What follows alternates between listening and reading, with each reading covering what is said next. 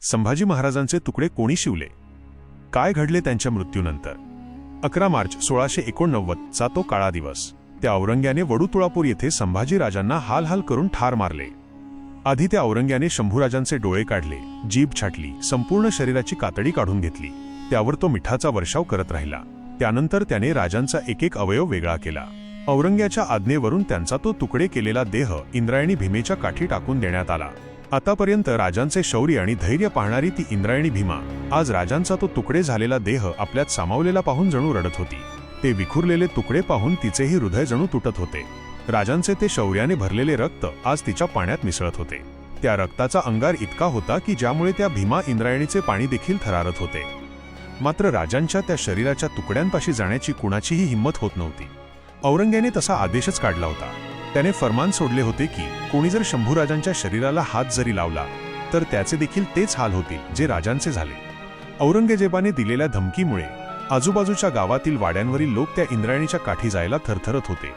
रात्रभर ते शरीराचे तुकडे तिथेच पाण्यात तसेच पडून होते. आपल्या शूरवीर राजाची अशी अवस्था पाहून जणू सृष्टी देखील रडू पाहत होती. अरे, ज्या राजाने तुमच्यासाठी आपले जीवनदान दिले त्याच्यासाठी पुढे व्हा, असे जणू ती आवाहन करत होती. पण लोक मात्र भीतीने आपापल्या घरात लपून बसले होते. पाहता पाहता सकाळ झाली. रात्रीचा तो गुडूप अंधार जाऊन सूर्याची सोनेरी किरणे सर्वत्र पसरू लागली. दुपार कलली. गावच्या दामाजी पाटलाच्या वाड्यातले धुण्याचे मोठे गाठोडे घेऊन जना परटीण बाहेर पडली. तिन्ही सांज व्हायच्या आधी तिला नदी घाटावर धुणं संपवायचं होतं. ती भीमा आणि इंद्रायणीच्या संगमाच्या बाजूच्या डोहाकडे आली.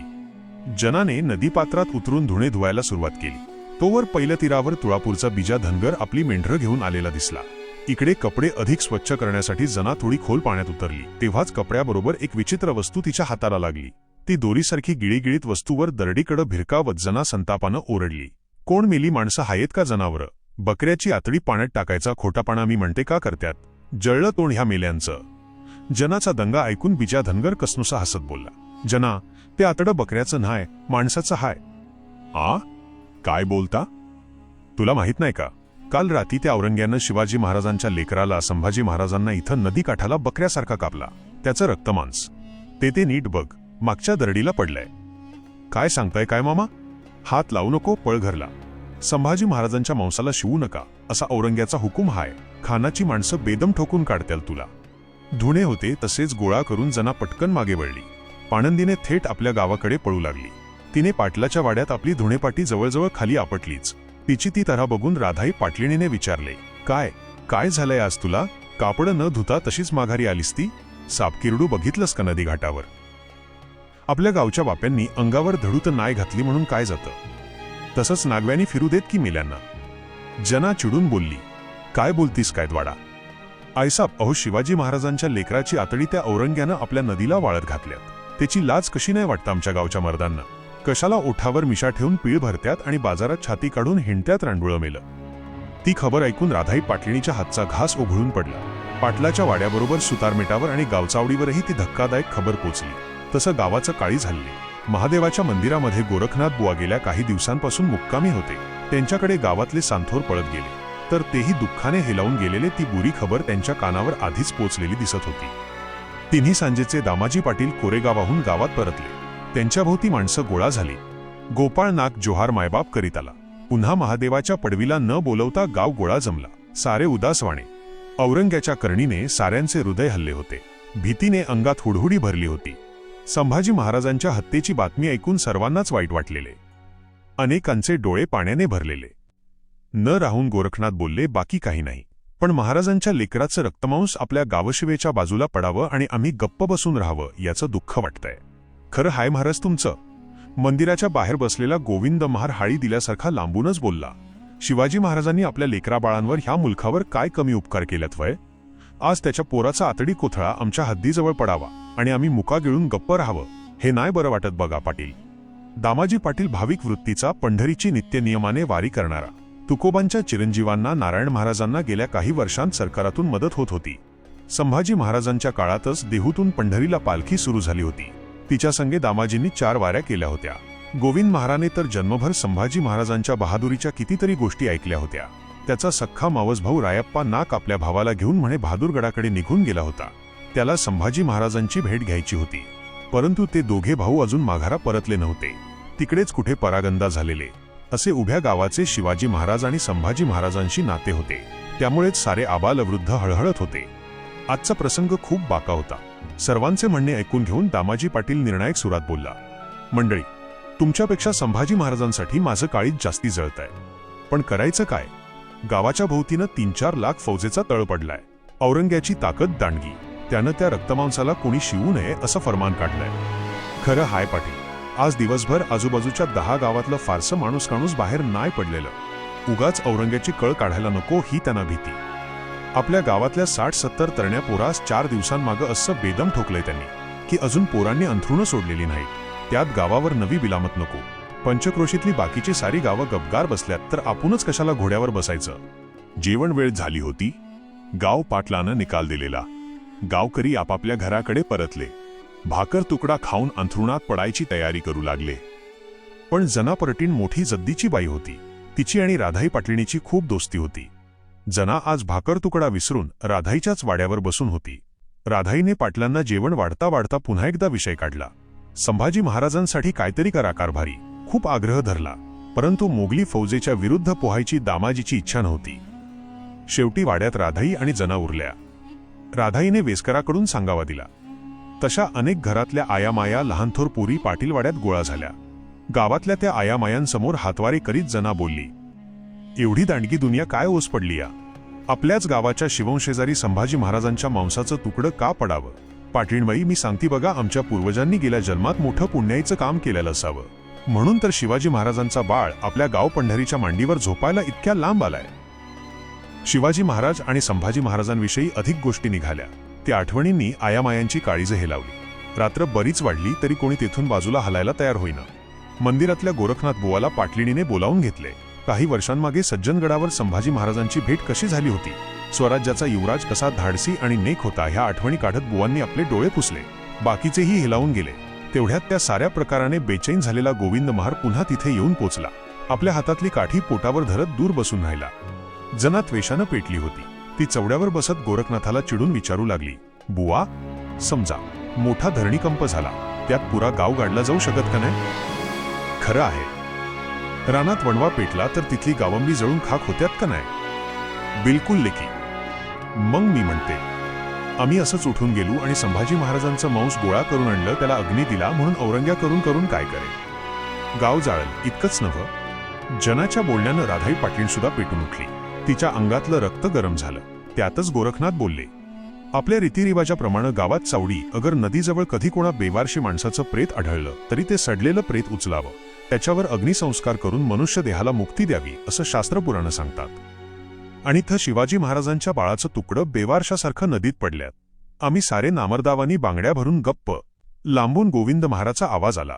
त्या जमावाला त्वेषाची आणि संतापाची जणू चूड लागली. साऱ्या अबला होऊन उभ्या ठाकल्या. संतापाने त्या पेटून उठल्या. चला, नदीकडं चला. एकच आरोळी उठली. आयामाया हातात केसुनीची दांडी, मुसळे, दांडकी जे सापडेल ते घेऊन नदीकडे जायला सिद्ध झाल्या. बाहेर गच्च काळोख, पण साऱ्या लेकीबाळी आयामाया पदर खोचून एकाच निर्धाराने तयार झाल्या होत्या. वाड्यातला तो गलका दामाजी पाटलाच्या कानावर गेला. आत शिणून झोपलेला पाटील गडबडीनं बाहेर आला. तो गुरकावला, कारभारी, काय ह्यो पोरकटपणा चालविलात? औरंग्यानं गावावरनं गाढवाचा नांगर फिरवला म्हणजे कळेल तुम्हाला. कारभारी, शिवाजी महाराजांच्या लेकरांचं मांस घारी गिधडांना देण्यापरास आपण मेलेलं काय वाईट? असा गाव आणि असा जन्म हवा कशाला? सांभाळा तुमचा गावनी घर. निघालो आम्ही. राधाई पाटलिणीनं हातात भाल्याची काठी घेतली आणि ती वाड्यातून तरातरा बाहेर पडली. तिच्याबरोबर जना परटीण, हातामध्ये कमठा धरलेले गोरखनाथ बुवा आणि वढू गावातली स्त्री शक्ती झपाट्याने बाहेर पडली. गावाची वेस मागं टाकत सारे नदीकडे धावू लागले. समोरच्या फळीत हातातली काठी नाचवत गोविंद महार होता. एकदाचा नदीचा काठ आला. औरंग्याच्या फौजेला सुगावा लागू नये म्हणून हळू नेटानं स्त्रिया दरड उतरू लागल्या. आसमंतात काळाकुट्ट अंधार होता.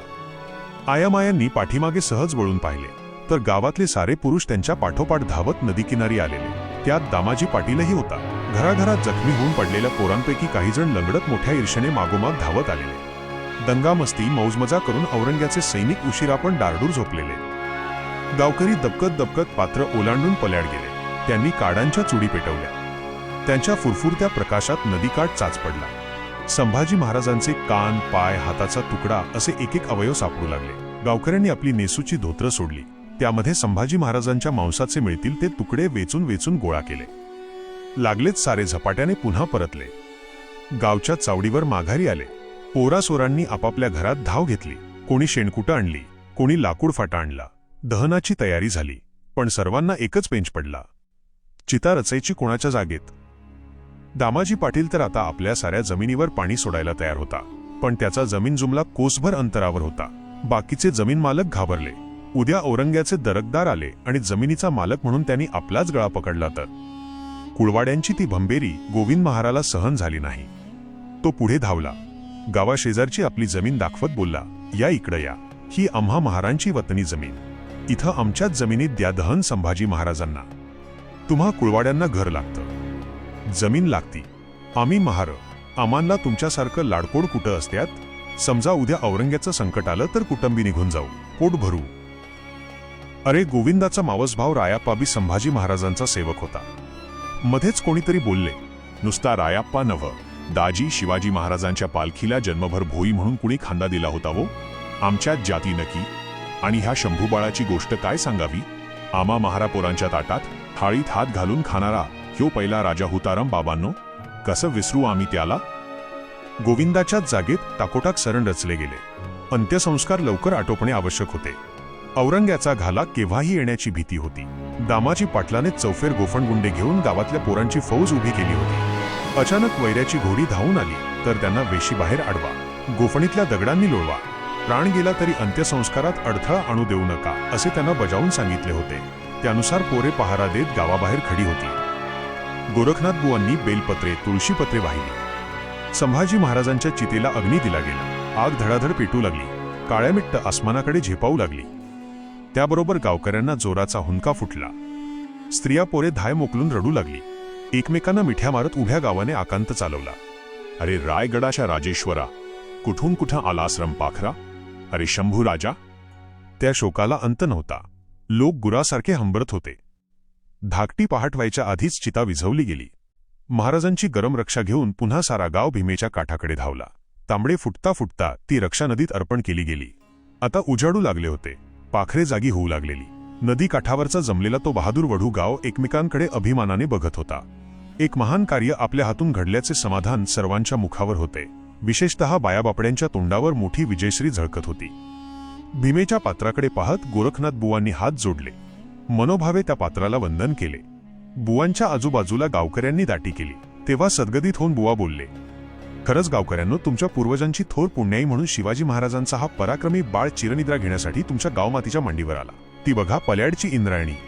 काही सालामागं समाजकंटकांनी तुकोबा माऊलींची अभंग गाथा तिच्या डोहात बुडवली होती. स्वतः इंद्रायणी मातेनं ती पाण्याबाहेर आणून दिली म्हणतात. तशीच काळाच्या डोहात भिजलेली आमच्या पराक्रमी शिवपुत्राची ही गाथावर यायला किती वर्ष लागतील कोणास ठाऊक. पण आज, उद्या, परवा, तेरवा काही शतकांच्या प्रवासानंतर का होईना ती वर येईलच. कारण सत्य एवढी शाश्वत गोष्ट दुनियेमध्ये अन्य नाही. पण जेव्हा न किंवा गैरसमजाचे बदनामीचे तकलादू पडदे फाडून ही खरीखुरी हकीकत समाजमनाला कळेल, तेव्हा मात्र शेजारच्या देहू आणि आळंदीसारख्या इथे वढू गावातही यात्रा भरतील. आपल्या देशासाठी, धर्मासाठी आणि मातीच्या अभिमानासाठी मृत्यूला मिठी मारणाऱ्या ह्या मर्दाच्या समाधीचं दर्शन घेण्यासाठी ह्या शक्तीस्थळाकडे दुनिया धावेल.